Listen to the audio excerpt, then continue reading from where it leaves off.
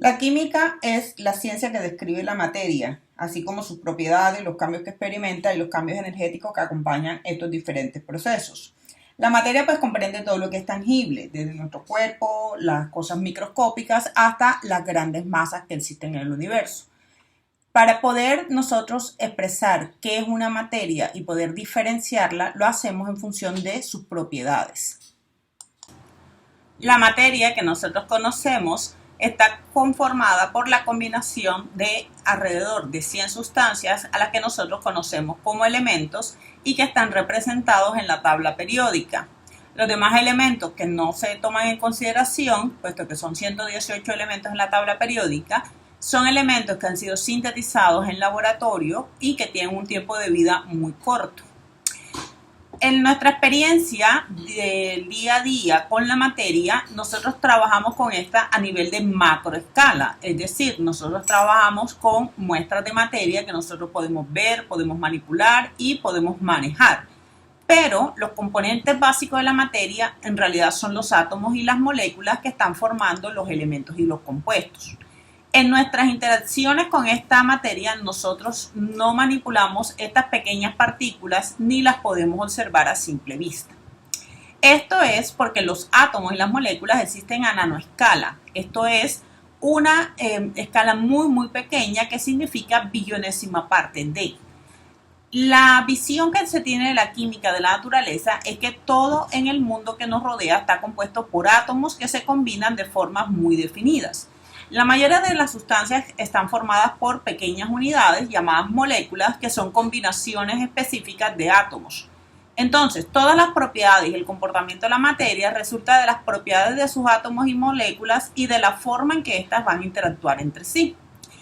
A lo largo del estudio de la química, siempre tratamos de relacionar las observaciones macroscópicas de la materia con sus propiedades a nanoescala y el comportamiento de sus átomos y moléculas que la constituyen, que la forman. La forma en que nosotros comprendemos estas relaciones es la esencia misma de la química y nos proporciona pues una forma que es bastante poderosa para describir el mundo a nuestro alrededor. Los átomos que constituyen lo que son la base fundamental de la materia han sido descritos de diferentes formas a lo largo de los años. Algunos de los puntos pues, más relevantes fue, por ejemplo, en la antigua Grecia, cuando el filósofo griego Demócrito sugirió que toda la materia está compuesta de partículas diminutas, discretas e indivisibles, a las que él llamó átomos. Estas ideas estaban basadas totalmente en especulaciones filosóficas y no en evidencia experimental. Fueron rechazadas por mucho tiempo, por alrededor de 2000 años, hasta que a finales del siglo XVIII, más o menos, los científicos comenzaron a darse cuenta de que el concepto de átomos proporcionaba una explicación para muchas observaciones experimentales sobre la naturaleza de la materia. Luego, a principios del siglo XIX, se definen lo que es la ley de conservación de la materia y la ley de las proporciones definidas, las cuales fueron aceptadas como descripciones generales de cómo se comporta la materia. Luego, un punto importante en el desarrollo de la historia de la teoría atómica es cuando John Dalton, quien era un maestro de escuela inglés, trató de explicar por qué la materia se comporta de formas tan sistemáticas como las expresadas en estas leyes de conservación. Él publicó en 1808 las primeras ideas modernas sobre la existencia y naturaleza de los átomos. La explicación de Dalton resumió y amplió los conceptos que eran algo nebulosos de los primeros filósofos y científicos, pero lo que es más importante, sus ideas se basaron en resultados experimentales, reproducibles de mediciones realizadas por él y otros científicos. Estas ideas forman el núcleo de lo que es la teoría atómica de Dalton, que es uno de los aspectos más destacados en la historia del pensamiento científico. Dalton creía que los átomos eran esferas sólidas e indivisibles, una idea que hoy día pues sabemos no es cierta, pero mostró una notable comprensión de la naturaleza de la materia y sus interacciones. Algunas de sus ideas no pudieron ser verificadas o refutadas experimentalmente en el momento en que él las planteó. Se basaron en las limitaciones experimentales de su época. Incluso con sus deficiencias, las ideas de Dalton mostraban un marco que los científicos posteriores podían modificar y ampliar, y por eso se considera a menudo que John Dalton es el padre de la teoría atómica moderna. Ahora bien, ¿qué es un átomo? El átomo se considera la partícula más pequeña de un elemento que mantiene su identidad química a través de todos los cambios químicos y físicos. Los átomos, y por ende toda la materia, está constituida principalmente por tres partículas fundamentales: el electrón, el protón y el neutrón. Hoy día sabemos que el protón y el neutrón están formados además por unas partículas más pequeñas conocidas como quarks. La masa de protones y neutrones son casi iguales, pero la masa del electrón es mucho más pequeña. Los neutrones no tienen carga, mientras que el protón es igual en magnitud, pero en signo opuesto a la carga del electrón. En este caso sería +1 y -1. Como cualquier átomo es eléctricamente neutro, todos los átomos contienen el mismo número de electrones que de protones. Nosotros podemos identificar el átomo con su número atómico, que se representa con la letra mayúscula Z, que viene definido por el número de protones que tiene en el núcleo, que lo encontramos aquí. En la tabla periódica, los átomos están organizados en número creciente del número atómico. Además, dentro de la tabla periódica, ustedes van a encontrar otra información como el símbolo del elemento, su nombre o su masa atómica. En el caso de la molécula, es la partícula más pequeña de un elemento compuesto que puede tener una existencia independiente y estable. En casi todas las moléculas, dos o más átomos están unidos en unidades discretas muy pequeñas que son eléctricamente neutras. Por ejemplo, en el caso del hidrógeno, como el elemento, no es estable en condiciones de temperatura y presión atmosférica. En estas condiciones, los átomos de hidrógeno se combinan para formar moléculas de hidrógeno. Estas vienen en pares, como podemos ver aquí en la figura, que es la forma del hidrógeno con la que nosotros estamos familiarizados y con la que trabajamos. Esto se considera, pues, es una molécula diatómica. Otros ejemplos de moléculas de este tipo son como por ejemplo el nitrógeno, el oxígeno, el cloro o el bromo. Algunos otros elementos forman moléculas mucho más complejas cuando tienen combinaciones más grandes. Por ejemplo, en el caso de la molécula de agua, podemos observar que es la combinación de un átomo de oxígeno y dos átomos de hidrógeno. En el caso de la molécula, por ejemplo, de fósforo, vamos a encontrar que son 4 átomos de fósforo. E incluso podemos encontrar moléculas mucho más complejas en lo que vamos a encontrar combinaciones mucho más grandes de estos elementos para tener propiedades diferentes de otras sustancias. Las moléculas que tienen 2 o más átomos se consideran poliatómicas, mientras que las que tienen 2 átomos se consideran diatómicas. Estas moléculas están compuestas por más de un tipo de átomos, están en una relación de átomos de una proporción definida. En el caso, por ejemplo, de la molécula de agua, siempre va a constar de un átomo de oxígeno y 2 átomos de hidrógeno.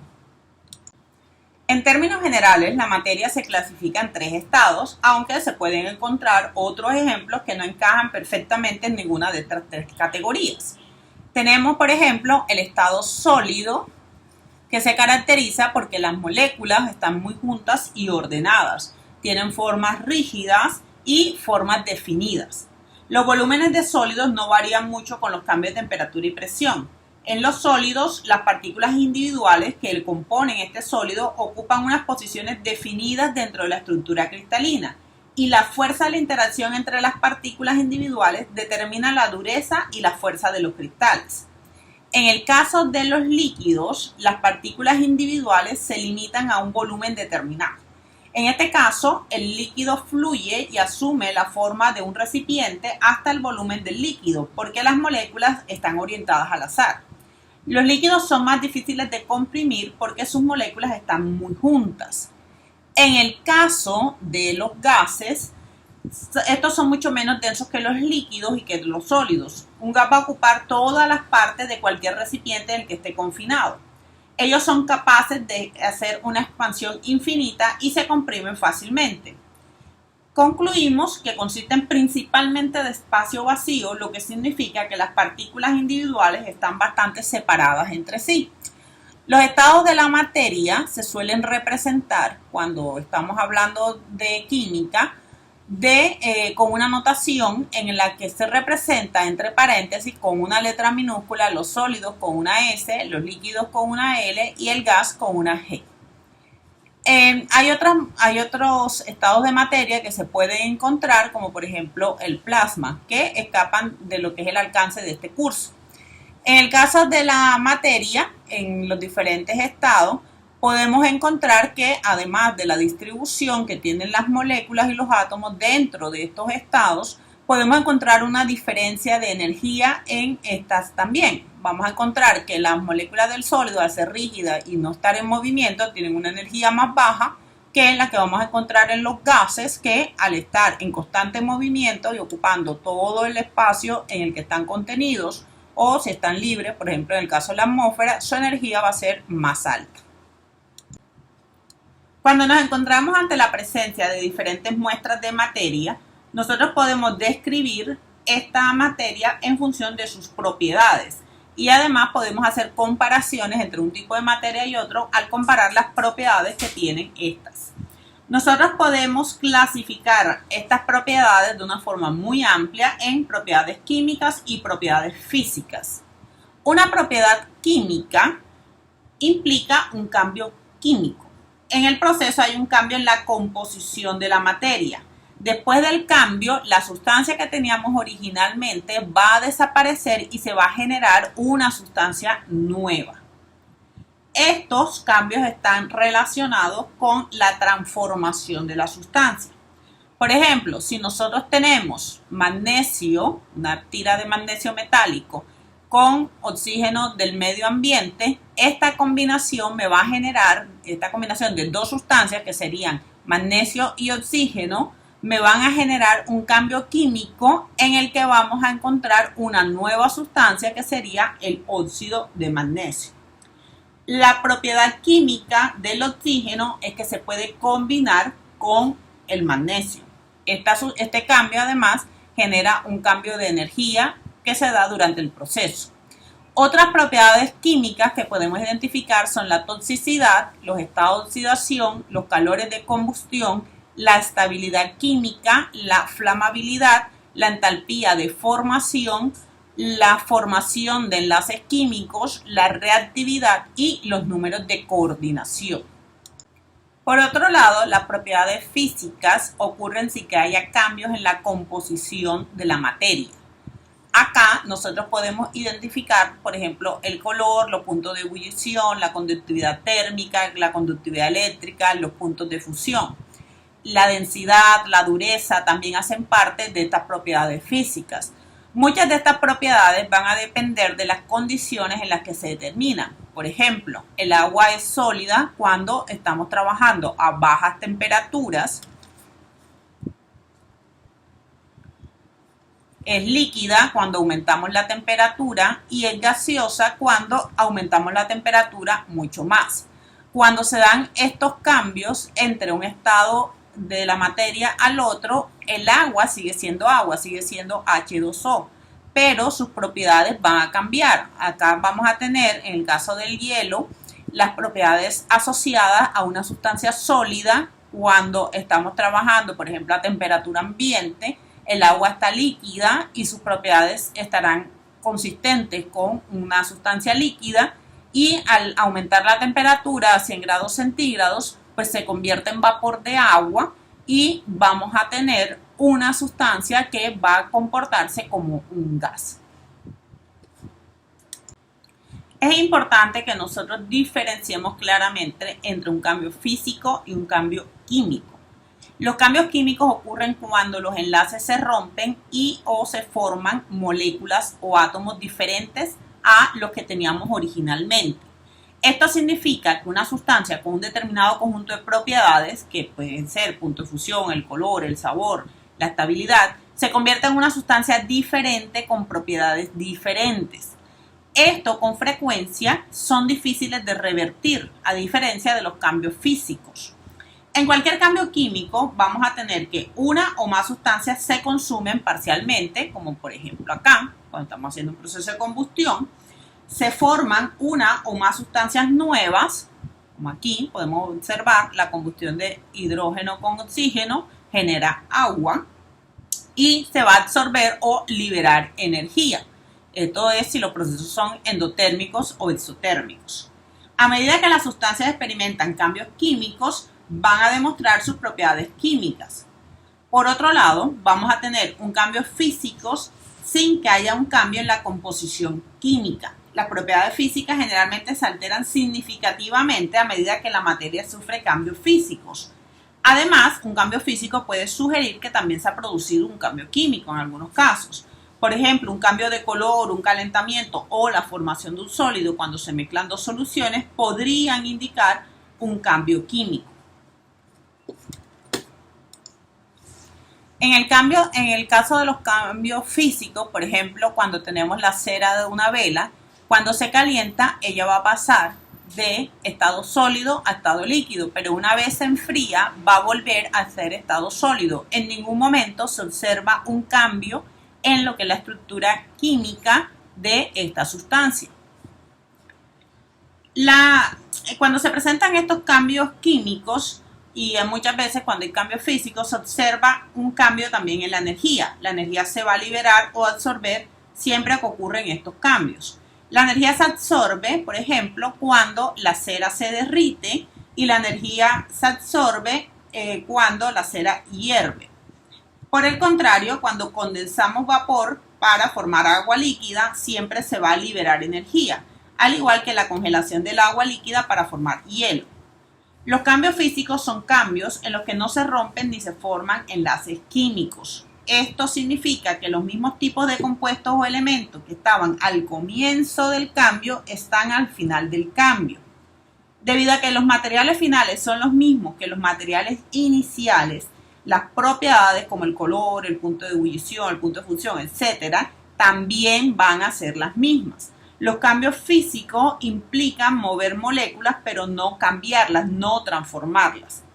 Los cambios de estado, por ejemplo, de sólido a líquido o de líquido a gas, la separación de una mezcla, la deformación física, como por ejemplo cuando se produce un golpe, una abolladura, un estiramiento, esos son cambios físicos y no representan ningún cambio en la estructura de la materia. Además de las propiedades físicas y químicas, nosotros podemos identificar propiedades de la materia que van a depender o no de la cantidad de materia que tenemos en nuestra muestra. Estas se conocen como propiedades intensivas o extensivas. Propiedades como por ejemplo la masa y el volumen van a depender de la cantidad de sustancia que nosotros tengamos y son extensivas. Mientras que otras propiedades como el color o el punto de fusión no dependen de la cantidad de materia que tengo y en ese caso se consideran que son propiedades intensivas. Los científicos en general suelen medir propiedades intensivas para determinar la identidad de una sustancia, mientras que las propiedades extensivas nos van a dar información sobre la cantidad de sustancia en una muestra. Aunque la masa y el volumen son propiedades extensivas, su relación es una propiedad intensiva que es bastante importante, que se conoce como densidad. La densidad se define como masa por unidad de volumen y generalmente la vamos a expresar en gramos sobre centímetro cúbico. A medida que aumenta la masa de un volumen dado, también va a aumentar la densidad. Pero a una temperatura y presión determinada, la densidad de una sustancia pura es una constante. Esto significa que la densidad del agua de mar va a ser la misma si nosotros tenemos un vaso de agua de mar o todo un océano. Debido a que no hay dos sustancias diferentes que tengan conjuntos idénticos de propiedades físicas y químicas en las mismas condiciones, nosotros podemos identificar y distinguir a través de las propiedades las diferentes sustancias. Entonces, en resumen, nosotros podemos identificar propiedades físicas y químicas. Las físicas no alteran la identidad de la materia. Tenemos aquí algunos ejemplos. Esto significa no hay transformación de la materia. En las propiedades químicas, una sustancia se va a transformar en otra, como por ejemplo todo lo que son reacciones químicas. Cualquier reacción química implica una transformación química. También tenemos las propiedades intensivas y extensivas. Las intensivas no dependen de la cantidad de masa que tengamos, la cantidad de materia, como por ejemplo el color, la densidad o el punto de ebullición, mientras que las extensivas van a variar de acuerdo a la cantidad de sustancias, como por ejemplo la altura, el peso, el volumen, son propiedades extensivas.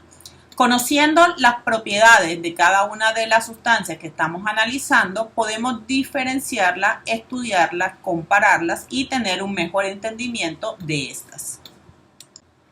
Pueden encontrar mayor información sobre este tema en los libros que aquí se encuentran referenciados.